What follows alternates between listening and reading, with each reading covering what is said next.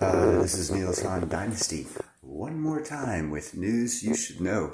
I'm sure mainstream media is covering it, of course.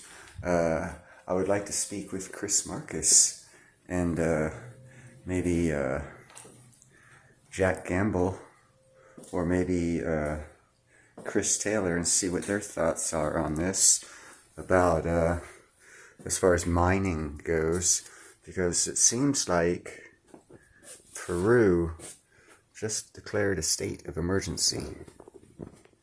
Harley is freaking shocked. Can you see the expression of shock on his face?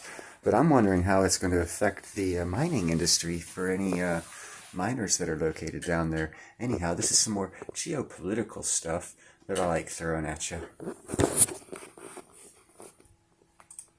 Peru's defense minister has announced a nationwide state of emergency. This will allow soldiers to assist police in maintaining public safety. Here's a report for more details. After a week of violent protests following the ouster of former President Pedro Castillo, Peru's defense minister on Wednesday announced a nationwide state of emergency. The 30-day declaration grants new powers to the military, allowing soldiers to assist police, and can mean the suspension of certain freedoms, including the right to assembly.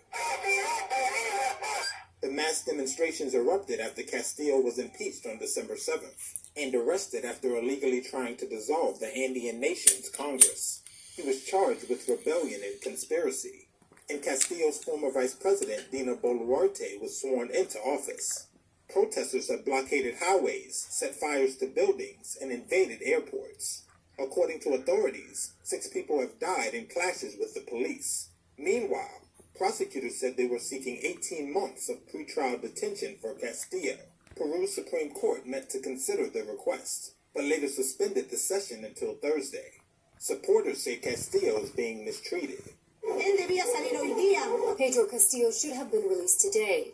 Today marks the 7th day of his preliminary detention. He should have been released at 1:30 p.m., but yesterday at midnight the prosecutor asked for 18 months of preliminary prison for Castillo. Right now the president has no lawyers. We need international help, please. Boluarte, speaking to reporters from the presidential palace, called for peace and said, quote, "We can't have dialogue if there's violence between us," adding that elections could be moved forward to December 2023 from April 2024, a date she had pledged earlier. The vote is currently slated for 2026, when Castillo's term would have ended. Castillo has gained support from fellow regional leftist leaders, including Mexican President Andres Manuel Lopez Obrador, who criticized his removal as undemocratic. The On is now available in your country. Download the app now. Get all the news on the... Now that last part was rather interesting. It actually, from my perspective, it builds confidence in me buying mining stocks or junior mining stocks or exploration stocks or whatever from Mexico, because they seem to be leaning more towards the democratic way of doing things, which I, of course, approve. Not that it fucking matters.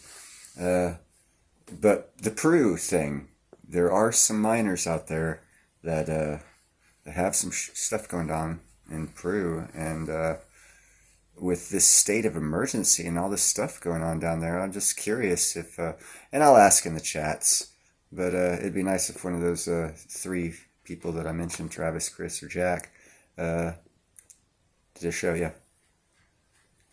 did a show about that. See you guys later.